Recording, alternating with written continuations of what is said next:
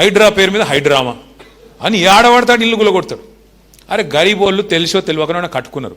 కేసీఆర్ గారు రాష్ట్ర వ్యాప్తంగా జీవో నంబర్ 58 కింద 59 కింద ఎక్కడన్నా గరీబోళ్ళు గవర్నమెంట్ జాగాలు ఇల్లు కట్టుకుంటే 2,50,000 మందికి పట్టాలు ఇచ్చిన నాయకుడు కేసీఆర్ గారు.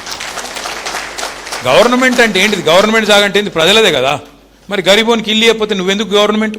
మరి ఆయన కట్టుకున్నాడు, కట్టుకుంటే నీకేం పోయింది? నీళ్ళ సౌలతి, కరెంట్ సౌలతి, రోడ్లేయు, మోరీలు కట్టు, ఆ జాగా రెగ్యులరైజ్ చేయి. అట్లా మనం 2,50,000 మందికి పట్టాలు ఇచ్చినాం.